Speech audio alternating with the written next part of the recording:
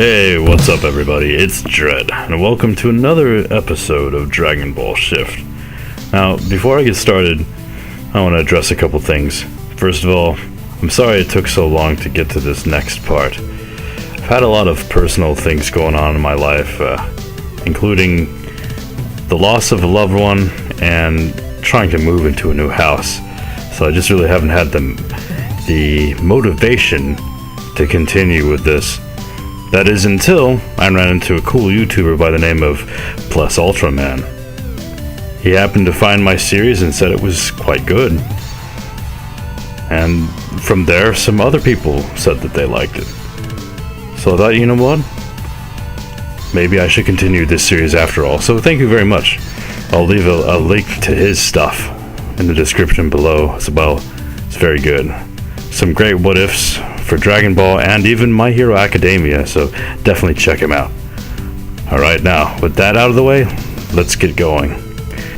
Last time, on Dragon Ball Shift, all of Earth's warriors had defeated the threat of Garlic Jr., put measures in place to power up Earth's dragon, and had completed their training with Kami. Now, a new foe claiming to be Goku's brother has arrived. Will all that hard work be enough to best the mighty Raditz? Find out today on Dragon Ball Shift. Raditz looked at each of Earth's warriors with a wild smirk. Which one of you will I be facing first? Or would you all like to come at me at once? I figure that might be your best shot, as individually, you don't stand a chance. Krillin looked around at his friends, his resolve faltering slightly as he thinks to himself, "What's with this guy? We spend all this time training and he just mocks us as if we're nothing. I'll show him." Piccolo speaks in all of their minds and says, "No. We stick with a plan and work together. This is what he wants. He's trying to get us to act recklessly, to fight and conquer. It seems he's dealt with situations like this one before. Don't let his bluff fool you. If he wanted us all to attack first, he would have charged in without a second thought. Use your head. Stick with the plan, and we just might make it all out of this alive to settle our own score another day." Krillin walked up to Raditz with a determination. "Guess I'm up then." Krillin went for a ki-infused punch, which would have missed its mark had he not bulked up considerably mid-swing. It hit its mark and actually managed to connect with Raditz's chest, causing him to stagger back slightly before regaining his footing. Raditz retaliated with a quick jab of his own, which was a bit faster than he could react to. Fortunately, he had the foresight to shift his body weight and shrink his mass slightly as he maneuvered himself to the side of Raditz's fist.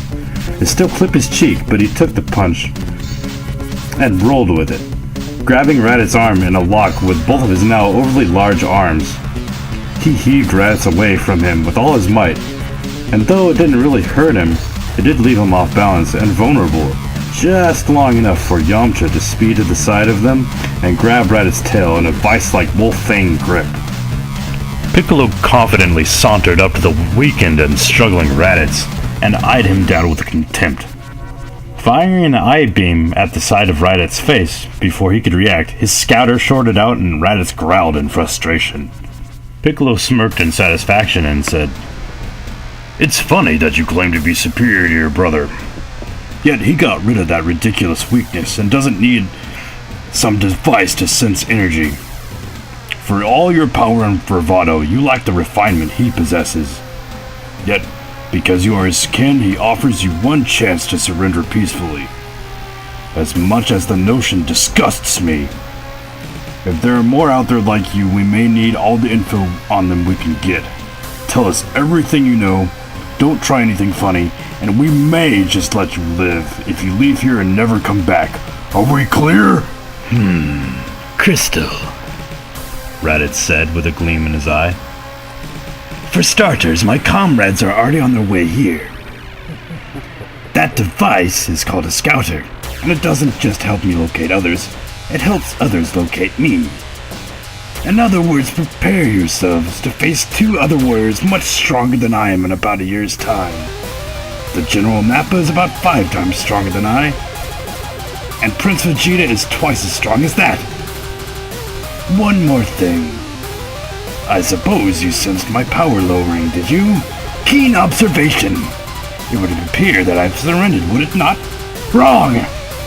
Allow me to show you a little something I picked up from our illustrious prince. We can transform without the aid of a full moon. What? Transform? Piccolo shouted, alarmed. In the process of hanging on Raditz's every word in order to gather information, and the false assumption that because Raditz's energy had lowered, they assumed he surrendered, they had let their guard down. In truth, Raditz had secretly been gathering energy to prepare his trump card. Burst open and mix, he shouted. And with that, an artificial moon began to form. You and your friends brought this upon yourselves, Kakarot. Behold the true power of that tail you forsook for the sake of your earthling comrades. As Raditz began to transform, all of them stood transfixed by the awe-inspiring, horrific sight. Yamcha, being the first to shake himself out of his fear, unsheathed the sword that he hadn't used since his days as a desert bandit. But this time, it looked as if it had been modified with some fancy tech. Yamcha looked at his friends and said with a wolfish grin, I knew the day would come that we might come across a foe that we couldn't beat with fists alone. So I had Bulma modify this guy for me, he said, looking at his sword. It's able to harness my ki into its blade and produce a razor-sharp energy slash that can cut through the air with much longer reach than a normal sword ever could. So, if you could all just keep him distracted for a few seconds, I'll wait for an opening and slice that tail. Piccolo nodded in approval to Yamcha's plan. He started to grow in size and grapple with the giant ape. It was incredibly strong but had no sense of awareness or control. Therefore, it was more thrashing around wildly than putting up anything even remotely close to an intelligent counterattack. But Piccolo's grip was starting to falter, and just as he was about to give in, he fired another eye beam right into the eyes of the beast. It wasn't strong enough to pierce the ape's eye, but it certainly stung and distracted the creature. It was right at this moment that Piccolo shouted, "No!" And Krillin again bulked up and tried to land a firm grip on the wild creature's tail, but it was taking him for a ride, and it took everything Krillin had just to hold on. Yamcha wanted to use his sword, but he didn't want to injure his friend. He shouted, "Krillin, hold him still!" Krillin responded, "I'm trying, but my grip is slipping. I can't get a firm hold."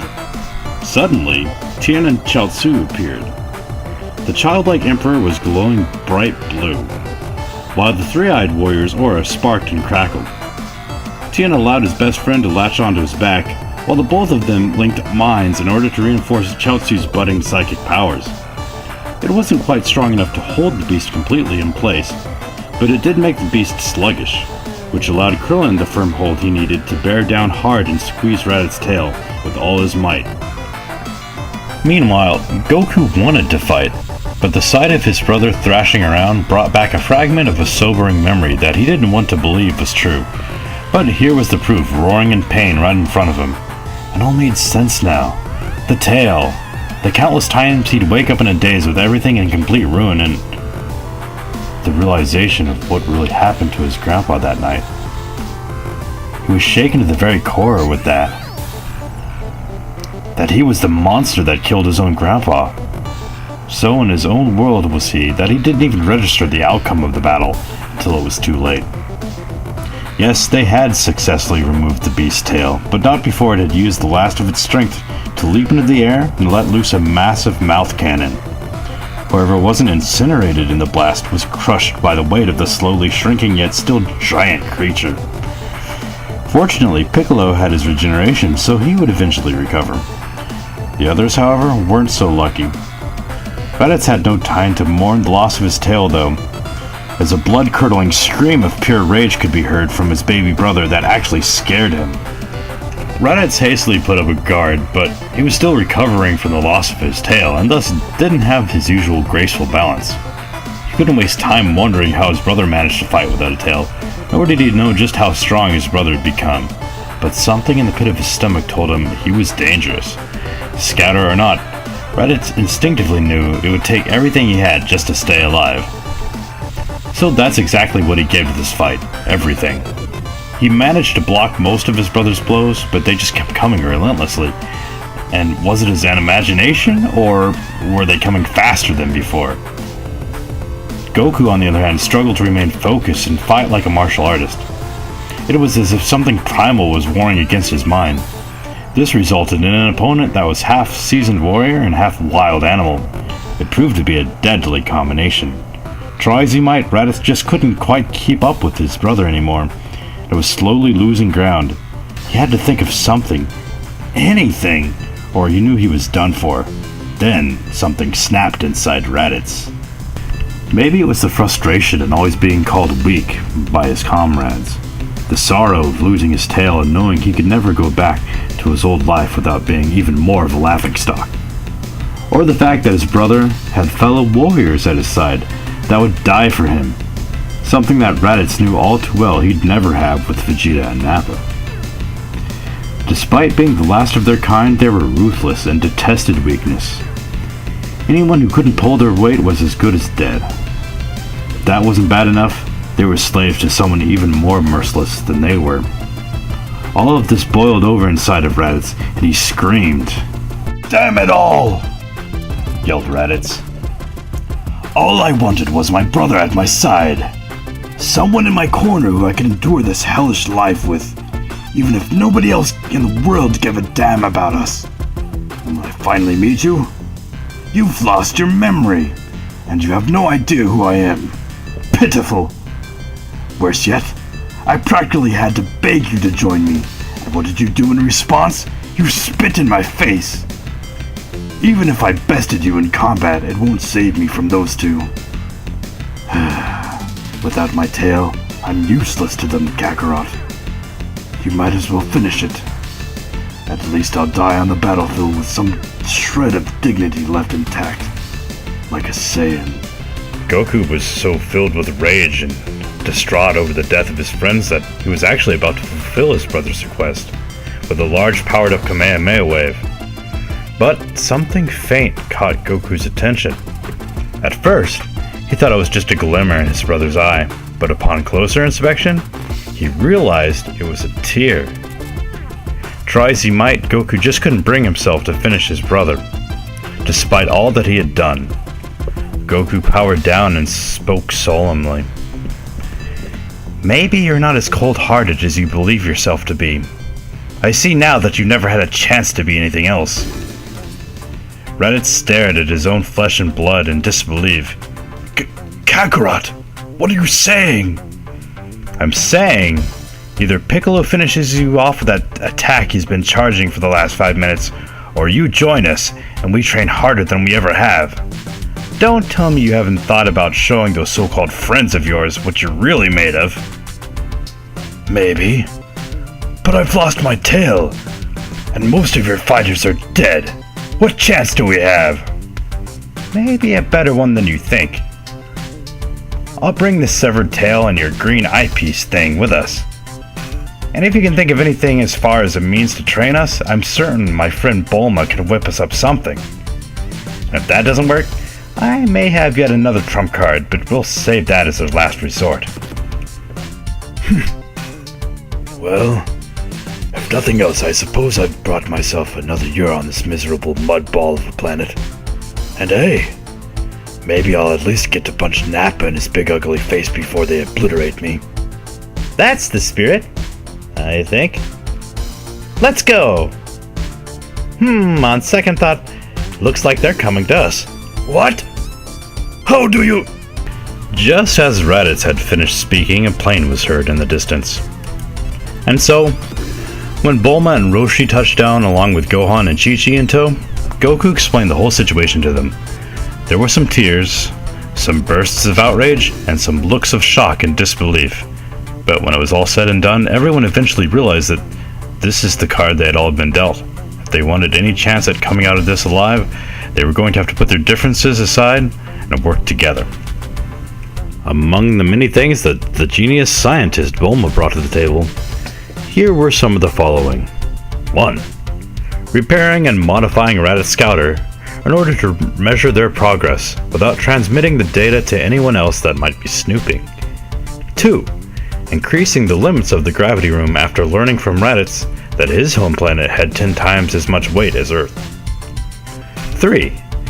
Showing that her father was already in the process of reverse engineering the spaceship Goku had come in as a baby, and was working on some modifications in case the Saiyans proved to be too strong and they needed to flee. 4. She was very interested in perhaps trying to use Raditz's tail as a sample of DNA to grow some tails for the Saiyans, after Raditz had lamented that it was the key to their full power. There was also Gohan, who had his full tail attached. Perhaps taking a tiny sample of that and studying it would be the key to getting their tails back. Goku was intrigued by the prospect of getting his tail back until he saw the needle she was going to inject into their tailbone in order to start the process. But Raditz rolled his eyes and chopped his brother in the back of the neck and put him in the operating table and said, "Quickly, before he wakes up!" Bulma shook herself out of the shock that someone could take down Goku that easily and got to work. And then he added, "One more thing. It might be wise to create a machine that amplifies the moon's pulse waves in order to get our new synthetic tails used to harnessing them." Bulma looked puzzled, but Raditz explained further how the process worked and said he could even provide a demonstration on how to artificially create them himself.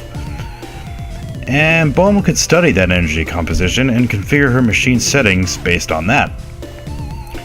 Bulma, in turn, offered to create new battle uniforms for them all.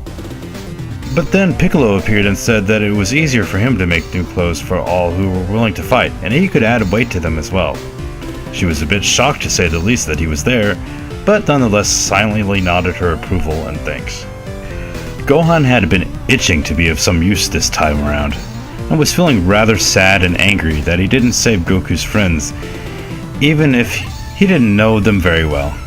So, when the opportunity to train came up, Hellbut jumped at the chance. Chi-Chi hated this, and just knew he was much too young to be involved in such things, but she had seen his potential as a fighter herself, and couldn't deny that he had a lot of his father in him, even if he had a more studious nature to him. With that, Chi-Chi shocked everyone when she said, "I'm coming too. If my baby boy is dead set on facing those monsters, then it's my job as a mother to be strong enough to protect him." Goku smirked and said, "Then it's settled. Master Roshi, we're kind of short on fighters here. Care to join in on the fun? I know you say you've retired, but I know Krillin was learning things from you that not even I knew about. So I think you still have some tricks up your sleeve. How about it?" Roshi lowered his shades and said, "I'd be lying if I told you sparring with Krillin hasn't lit something of a fire in me. If I don't do anything, who'll protect the ladies?" Roshi said with a wink. "I may not be as strong as you, my boy, but I've got more experience than all of you put together. Count me in!" Meanwhile, in Otherworld, a group of familiar young fighters were running down an extremely long and winding road. "How much longer is this thing?" complained Yamcha. "I don't know," replied Tien. "But the faster we get to the end, the faster we can start training. Who knows? Maybe if we give the dragon enough energy, there's a slim chance we might be able to push its power to new heights, and it can resurrect us somehow. And we can make a real difference this time." That seemed to renew everyone's vigor, and they put on a burst of speed, eager to do all they could to help, even if the chances of them being revived seemed small. And with that, I think I'll leave things here. It's been a long time since I've made one of these, and I'm sorry it's taken so long. But I want to thank all of you for being patient with me, and thank everybody who's encouraged me. Really means a lot to me, even though my subscribers base might be small. You know, if it wasn't for you continuing to encourage me, this may have never gotten made, because I just had so much going on in my life, but here we are. So, thanks guys. Take it easy. Later.